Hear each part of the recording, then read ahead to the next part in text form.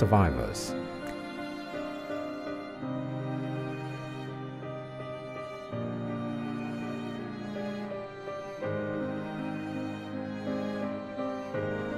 Mrs. Akeredolu's survival story now spans 2 decades of breast cancer activism.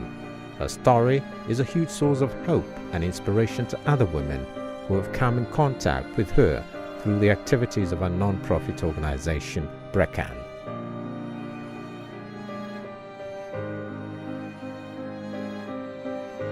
I got to know about BRECAN from my doctor in Dubai, Dr. Huria Kazim. And she told me about BRECAN, that BRECAN seems to be the only support group that she knows that is solid in Nigeria. Then on my own, I Googled and found out BRECAN was in Ibadan. And I live in Abuja. The proximity will make it impossible. So what I began to do was to begin to read about Arabiri, Akeredolu on the internet, her survivorship and everything. And everything about her inspired me, at least. It made me know that if she could survive, I can also survive. When my mom heard about a mastectomy surgery, when the doctor tried to explain to her that it's a removal of the breast, she just broke down. She broke down completely, like it has never happened in her family, that she has never heard about it. So she actually told the doctor that, "Doctor, can you take out one of my breasts and add joint to the one you're removing?" I just started crying. The doctor just shed a tear like motherhood. The doctor actually said, "No, ma, we can't do it. Coming to BRECAN is a great pleasure. It's an honor to be part of BRECAN. Cancer, it's a challenge that you have more to life. You have more to live. Cancer doesn't define me, and there's no pain in my scar. There's no shame in my scar. It is just a starting point." Indeed, there is no pain in a scar, only a story of courage, a strong desire for life, and a refusal to be defined by the negative experience. When I was diagnosed, oh my word, am I going to die? Actually, I wouldn't have known that I had cancer. Yes, the lump wasn't in the breast. It wasn't in the breast. That was just a kind of, I can say like a growth on top of my right breast towards the armpit. And I didn't take cognizance of it because it was not paining me. It was painless. I first came in contact with BRECAN 2014. I wrote to mommy about my treatment, telling her what happened, the diagnosis, the everything. And they came to my aid. Even when I was in the hospital, BRECANite came to encourage me, to greet me, brought fruit for me, brought money and everything. And mommy also supported me through BRECAN for the treatment. So I felt needed. I shouldn't die. I'm loved. I shouldn't die. 2014, I was diagnosed of breast cancer.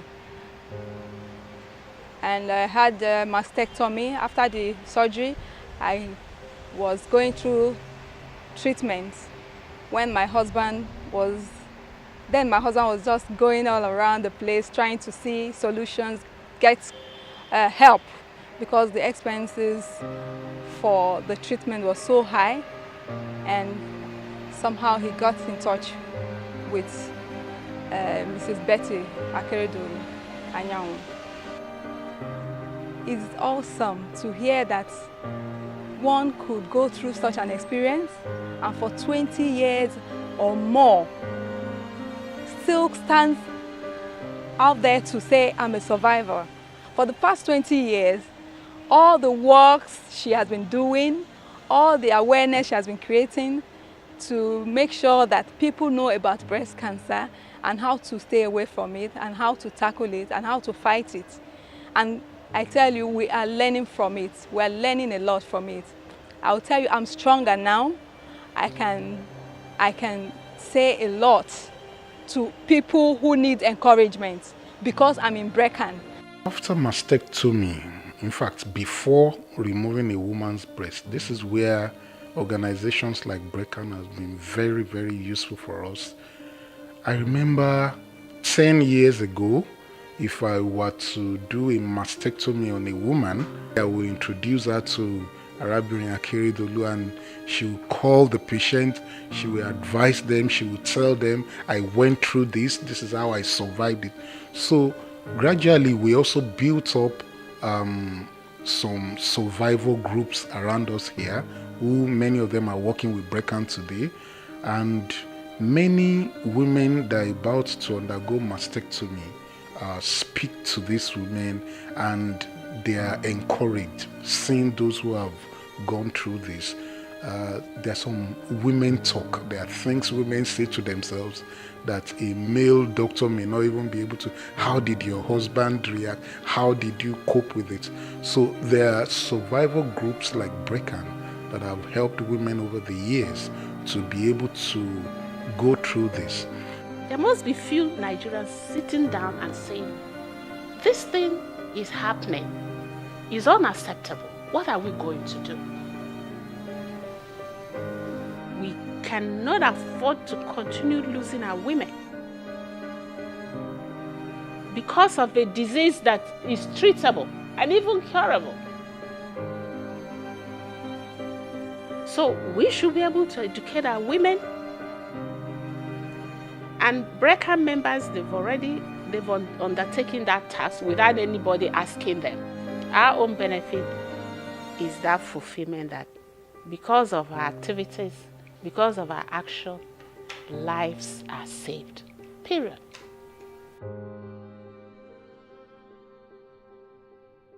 The journey of the last 20 years has not been without challenges. However, Mrs. Akeredolu has demonstrated extraordinary courage in leading BRECAN, never wavering in her commitment to end breast cancer. With activities like the World Cancer Day, breast health awareness outreach, and the innovative Jog for Life, BRECAN is succeeding in breaking down the walls of secrecy and stigmatization. We organize Jog for Life just to make sure that our presence is felt. So we're just doing it within ourselves. Until ShopRite came along. ShopRite. What could you have done without ShopRite? We were organizing Jog for Life October in Ibadan. Just in Ibadan. Where we started with less than maybe 50 people. Because we used a woman, a notable woman, a woman that could draw attention seeing her jogging on the street. So we started with the wife of the governor of Oyo State, Lam Adeshina, Mrs. Lam Adeshina. And we have continued in that state.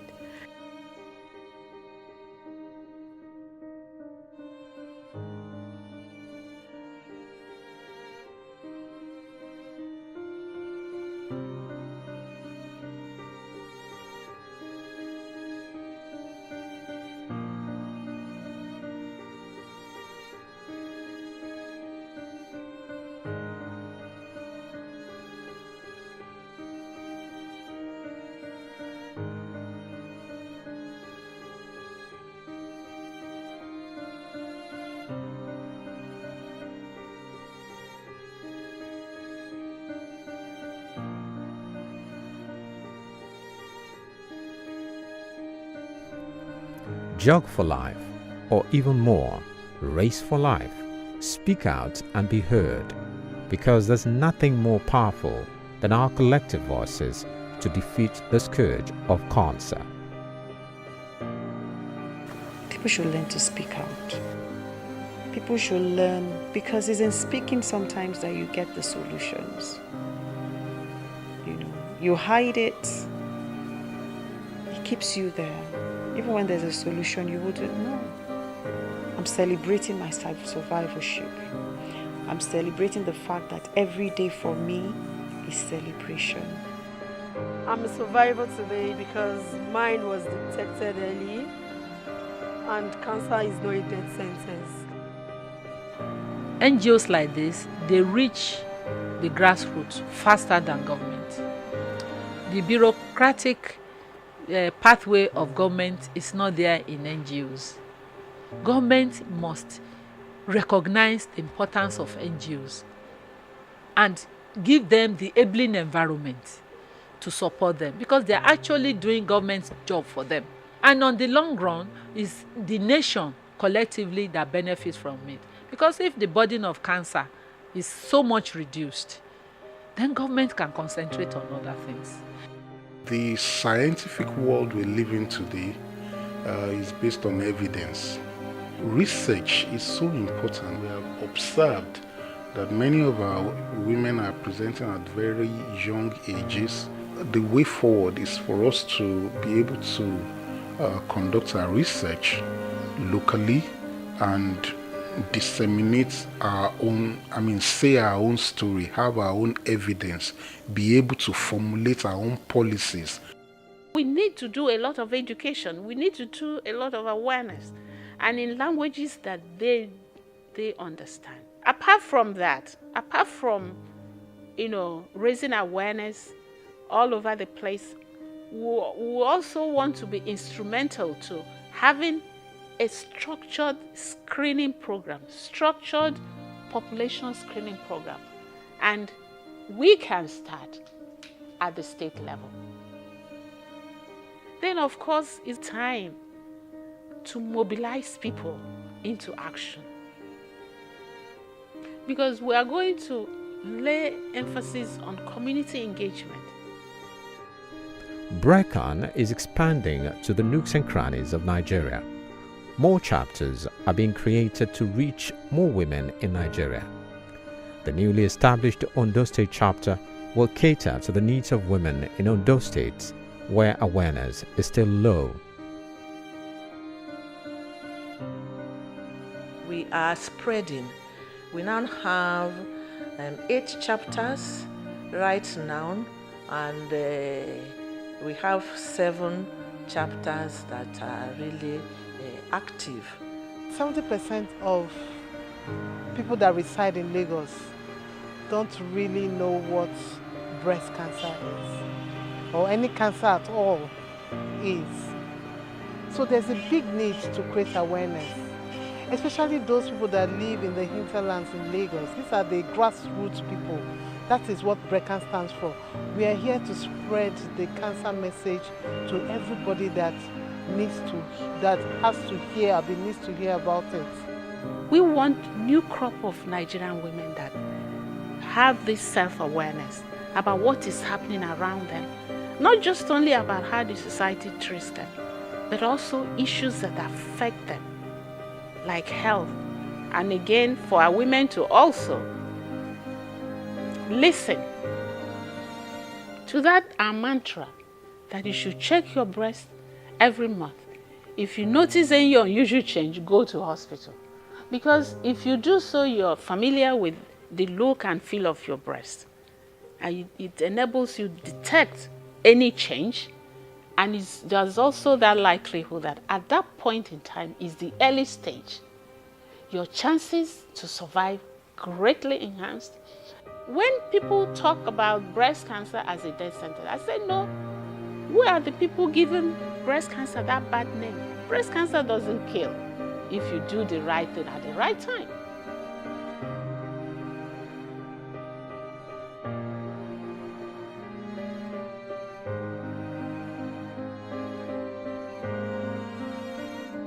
Survivors.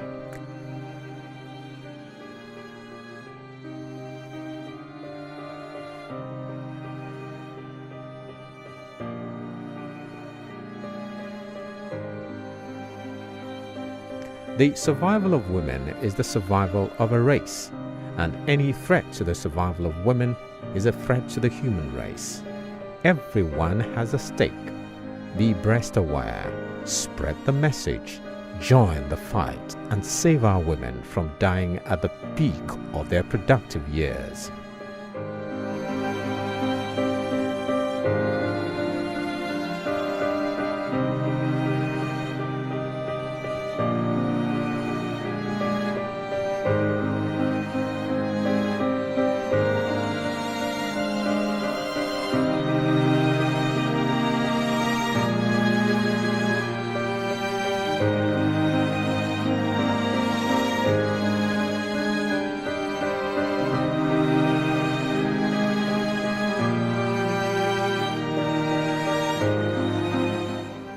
You can be part of a 200 million naira crowdfunding to support women in Ondo State with breast cancer by making a donation to account number 0029754924 Unity Bank PLC BRECAN'S Special Project.